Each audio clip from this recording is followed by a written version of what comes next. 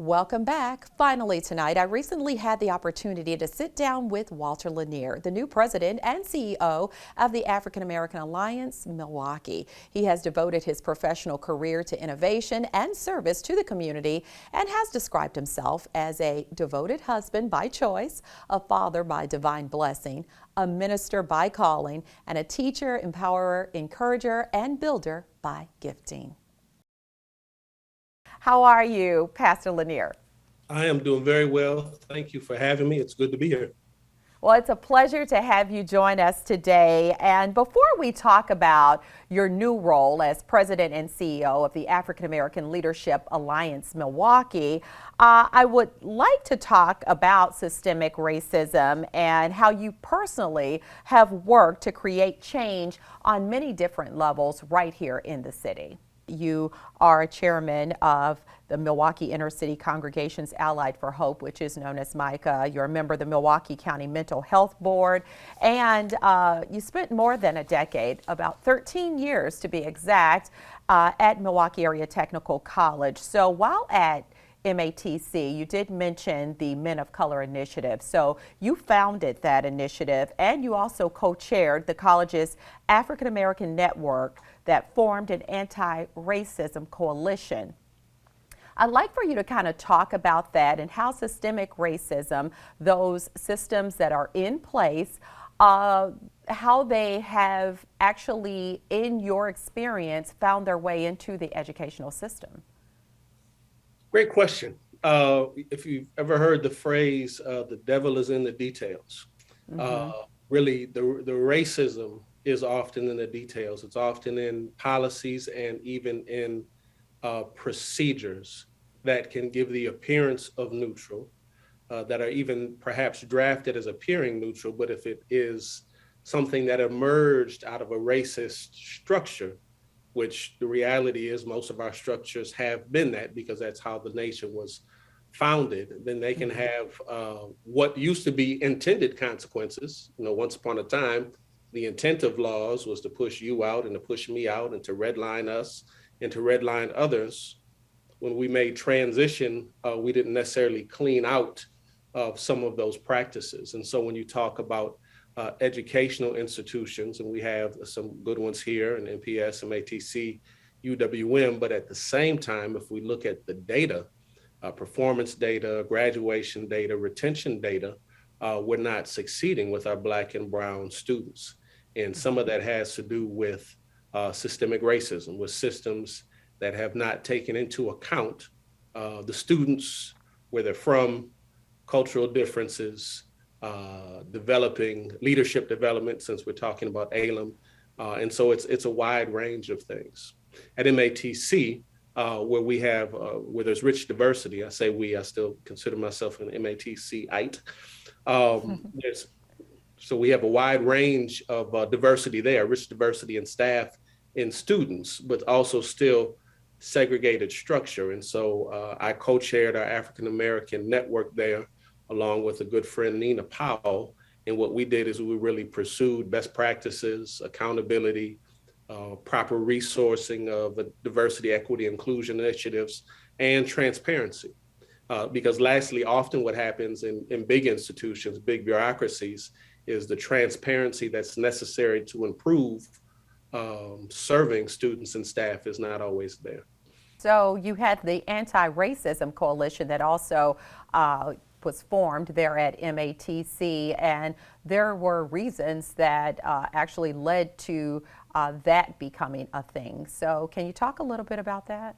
Yeah, you know, it's interesting. I sure can. MATC is a phenomenal institution with great potential, most diverse institution really in the state of Wisconsin, and in some ways is doing more things than others. What we said is we want to go further, faster, and we want to go bigger and bolder. What happens a lot of times in a wide range of institutions when you're talking diversity, equity, inclusion, systemic issues. Dr. King echoed it back in the day when his letter from the Birmingham jail, where people were telling him to go slow. And then he responded and said, why we can't wait. And particularly where you have big institutions, processes can just go very slowly. There's too much time taking to try to prove too much before we affect change.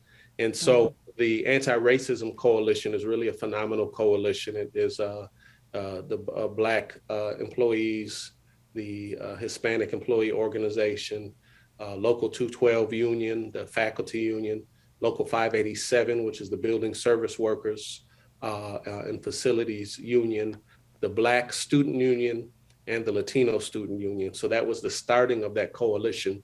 And what happened is they had really looked at the work we had done, effective work we had done for a year as the African American Network, because that group did a lot of organizing, really all during the pandemic, to push issues around equity, around workplace culture and climate, around payment disparities, and a host of other issues. So they looked at what we were doing, were really impressed with our organizing, and said, well, how can we now collaborate to be effective? And we did the same thing we've done in the past. We looked at other institutions and saw how they had developed collaborations similar to that with students, with faculty, with staff, articulated a need statement or a concern statement, not necessarily demands, although there's nothing wrong with demands.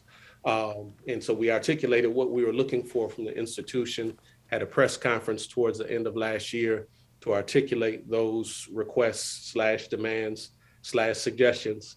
And then it gave them to the administration. And now we're in the process of setting up future meetings to see how we can be on the same page. I think the college has a desire to move in the right direction and has taken some actions to move in the right direction. But in 2022, we just have to move more swiftly to make change.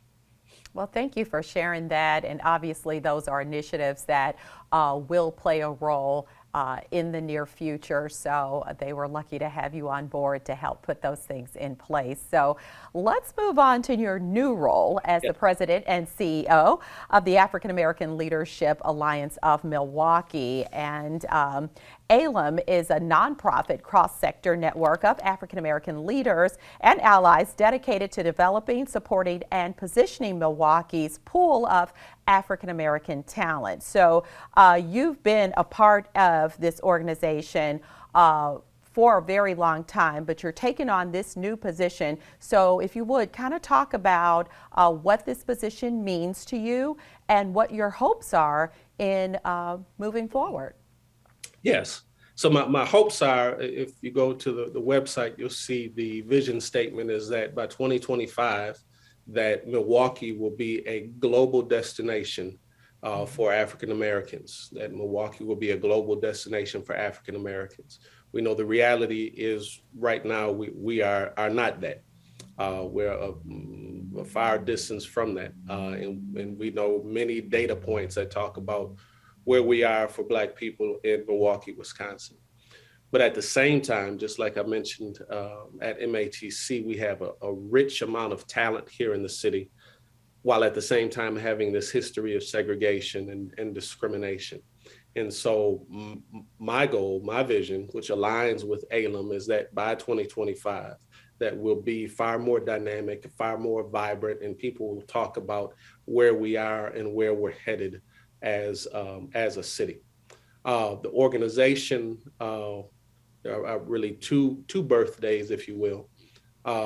In 2017, a group of about 80 or so Black leaders and allies, I think the number is 81, 2017 met over a 3-day period, did what's called a strategic actioning session, where we sat and looked at data, looked at reports, looked at the good, the bad, the ugly, did a SWOT analysis, envisioned what Milwaukee could be, shared concerns. Some people even shared, some tears. So it was a very authentic, transparent, relationship building, action-oriented 3-day process.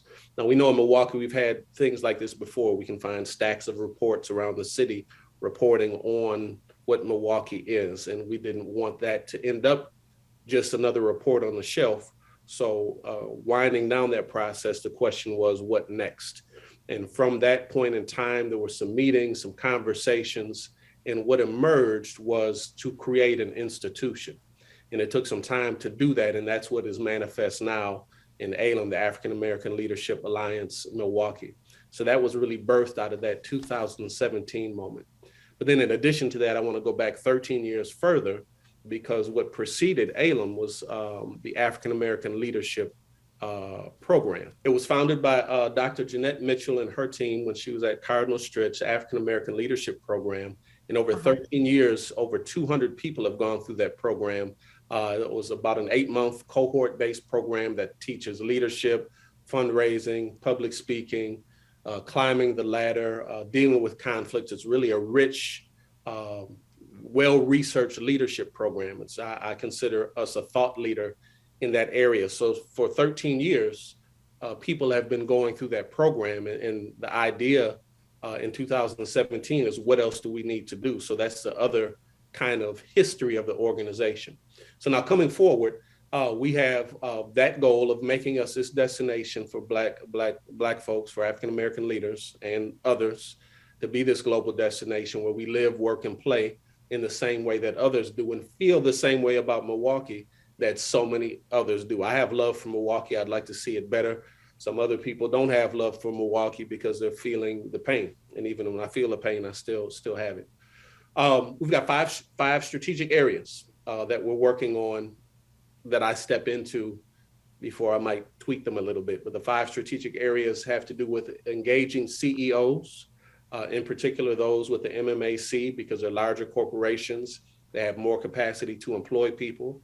And the MMAC has, Milwaukee Metropolitan Association of Commerce, has already made a commitment to increase the ranks of Black managers in their companies. About 120 companies have made that commitment. So our task is to engage with them and other CEOs to make sure that they maintain their accountability and that they're identifying the issues that are specific to Black Milwaukee.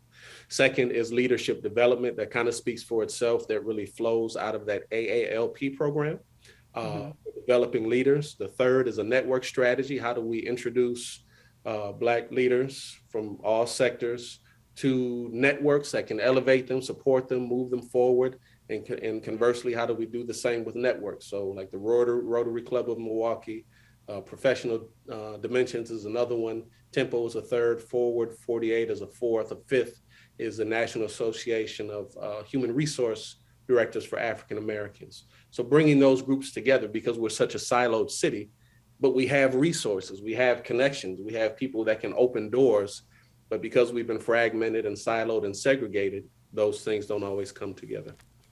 Yeah. So as we wrap up, there are a lot of people who are watching who may not know that your father is legendary Milwaukee Buck, Bob Lanier, and you guys moved here from Detroit. And obviously you have love for the city because you're still here, you haven't left, and you're working to make it a better city. So if you had to come up with just one thing to encourage someone to stay or to move to the city, what's the number one thing you would say that makes Milwaukee extra special? I mean, Milwaukee, I'll try to make it one. Milwaukee is a very livable city. It's relatively clean.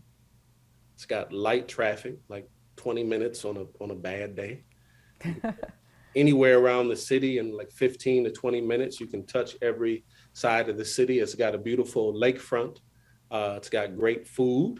It has more entertainment, music than we think about. And so there's a lot that can be done in this city of, 500,000 to 600,000 people. And as we elevate Black leadership, that will emerge, that narrative will change. And it's a great place to come to raise a family and to get to know some people. Well, thank you so very much for your time today, and all the best to you in your new position. All right. Thank you.